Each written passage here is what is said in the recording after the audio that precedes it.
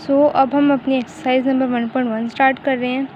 इस एक्सरसाइज के जो फर्स्ट 2 क्वेश्चंस हैं ये एमसीक्यूज़ के पॉइंट ऑफ व्यू से इम्पोर्टेंट है। जैसे कि हमने अभी पिछली डेफिनेशन में हमने पढ़ा मैट्रिक्स के बारे में कि किस किस टाइप्स के मैट्रिक्स होते हैं, उनके ऑर्डर क्या होते हैं, इक्वल मैट्रिक्स किन्हें कहते हैं। अगर वो डेफिनेशंस आप लोगों को समझ आ गई हैं तभी आप ये फर्स्ट 2 क्वेश्चंस कर सकते हैं। अच्छा, तो सबसे पहले इन्होंने फर्स्ट क्वेश्चन में कहा है find the order of the matrix. अब हमने पहले डेफिनेशन में पढ़ा था कि ऑर्डर हम कैसे किसी भी मैट्रिक्स का आइडेंटिफाई करा सकते हैं।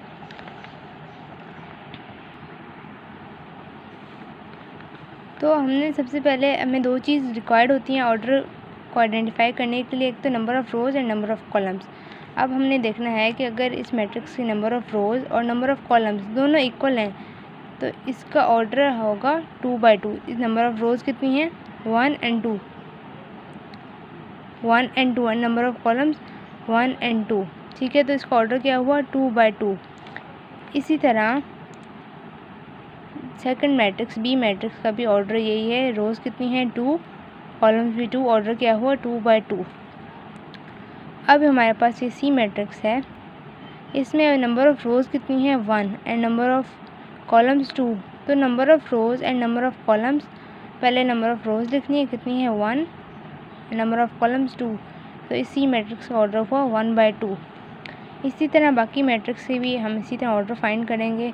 ये क्वेश्चन एमसीक्यूज़ में ही आएगा। आपको इनमें से कोई भी मैट्रिक्स गिवन होगा वो आपसे पूछेंगे कि ये ऑर्डर मैट्रिक्स हैं, इक्वल मैट्रिक्स हैं या कौन से किस टाइप के मैट्रिक्स हैं, तो आपने राइट ऑप्शन को मार्क करना होगा। अब क्वेश्चन नंबर 2 में वो हमसे कह रहे हैं कि हमने इन मैट्रिक्स में बताना है कि कौन से 2 मैट्रिक्स इक्वल मैट्रिक्स हैं। अब हमने डेफिनेशन में पढ़ा था कि हम 2 मैट्रिक्स को इक्वल मैट्रिक्स तभी कहेंगे जब इनकी कॉरेस्पॉन्डिंग एंट्रीज़ और ऑर्डर सेम होंगे। अब ये एमसीक्यूज़ में कैसे आ सकते हैं, जैसे कि आप मैट्रिक्स ए देखें, इसमें क्या है एंट्री 3, ठीक है। और आप मैट्रिक्स सी देखें, हमारे पास क्या है 5 - 2। अगर 5 - 2 करेंगे तो 3 आएगा। इसमें कॉरेस्पॉन्डिंग एंट्रीज भी सेम है एंड ऑर्डर भी 1/1 है।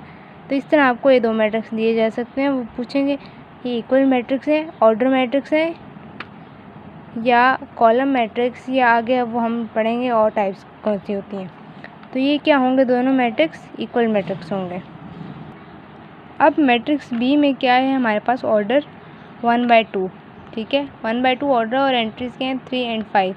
अब हमने कोई ऐसा मैट्रिक्स ढूंढना है जिसकी बी जैसी सेम एंट्रीज़ हों और इसका ऑर्डर भी बी के बराबर हो, ठीक है, इक्वल टू बी हो।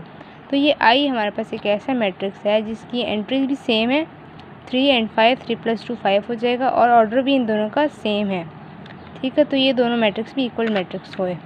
इसी तरह बाकी सबको भी हमने फाइंड करना है कि कौन कौन से मैट्रिक्स इक्वल मैट्रिक्स हैं। अब इसके बाद जो क्वेश्चन नंबर 3 है ये शॉर्ट क्वेश्चन के लिए बहुत इंपॉर्टेंट है। इस क्वेश्चन को सॉल्व करने के लिए सबसे पहले हमने कॉरेस्पॉन्डिंग एंट्रीज़ को एक दूसरे के इक्वल करना है। जैसे हमने a + c को 0 के इक्वल करना है, a + 2b को -7 के इक्वल, c - 1 को 3 के इक्वल, 4d - 6 को 2d के इक्वल। उसके बाद हमने सॉल्व करना शुरू करना है। अब मैंने कॉरेस्पॉन्डिंग एंट्रीज़ को इक्वल कर लिया, अब हमने सॉल्व करना है। सबसे पहले हम देखते हैं कि ये हमारे पास 2 अननोन वैल्यूज़ हैं, हमें ना a की वैल्यू पता है ना c की, इसलिए हम इस वैल्यू को भी सॉल्व नहीं कर सकते। इधर भी हमारे पास b की वैल्यू अगर होगी तो हम तभी इसे दूसरी साइड पर ले जाकर सॉल्व कर सकेंगे, a की वैल्यू लाएंगे, इसलिए हम इसको भी सॉल्व नहीं कर सकते। अब हमारे पास c - 1 = 3 है। हम इस वैल्यू को सॉल्व करके c की वैल्यू निकाल सकते हैं। कैसे, अगर हम 1 को राइट साइड पर ले जाएं तो -1 से +1 हो जाएगा। इस तरह हम 1 को ले गए और ये +1 हो गया। अब 3 + 1 हम करेंगे तो हमारे पास आ जाएगा 4। तो c की वैल्यू हमारे पास 4 आ गई। अब अगर हम चाहें तो हम c की वैल्यू 4 डाल के इसमें सॉल्व कर सकते हैं। a + 4 = 0। अब यहाँ पे ये 4 यहाँ पे ऐड हो रहा है, उधर जाकर 0 से सब्ट्रैक्ट हो जाएगा। अब हमें पता है कि अगर 0 से कोई भी डिजिट सब्ट्रैक्ट होता है तो वो एज इट इज़ वही नंबर वापस आ जाता है। जैसे हम करें 0 -1 तो हमारे पास क्या आ जाएगा, -1 ही आ जाएगा। इसी तरह a = -4, ठीक है। a की वैल्यू हमारे पास -4 आ गई। अब हमने a की वैल्यू यहाँ पुट करनी है, -4 + 2b = -7। अब हम -4 को उधर लेके जा सकते हैं ताकि हम b की वैल्यू फाइंड कर सकें। 2b को इधर ही रहने दिया, -7 यहाँ -4 था, वहाँ जाके +4 हो जाएगा। तो -7 + 4 हमारे पास क्या बनता है, 3। और साइन हमने वही लगाना है जो नेगेटिव वैल्यू के साथ होगा, मतलब 7 के साथ नेगेटिव का साइन है तो 3 के साथ भी नेगेटिव का साइन, तो ये 2b। अब हमने 2b की वैल्यू तो नहीं निकाली, हमने तो b की वैल्यू निकालनी है, इसलिए यहाँ पे 2b से मल्टीप्लाई हो रहा है, वहाँ जाके 3 से डिवाइड हो जाएगा। b = -3 / 2। अगर आप चाहें तो आप ये आंसर यहीं तक रहने दे सकते हैं, नहीं तो आप कैलकुलेटर पे भी सॉल्व करके इसे और सिंप्लीफाई कर सकते हैं। इसका आंसर आएगा -1.5।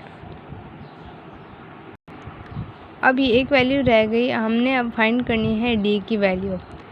तो हम d को लेफ़्ट साइड पे ही रहने देंगे, मतलब 4d यहीं पे रहेगा। 2d वहाँ पॉजिटिव का था, यहाँ के नेगेटिव 2d बन जाएगा। और हम 6 को राइट साइड पे ले जाएंगे तो ये -6 था, वहाँ जाके +6 हो जाएगा। अब अगर हम 4d - 2d, ठीक है, इन दोनों की वेरिएबल सेम है तो हम इन्हें सब्ट्रैक्ट कर सकते हैं। 4 - 2, एक दफ़ा के लिए d को इग्नोर कर दें।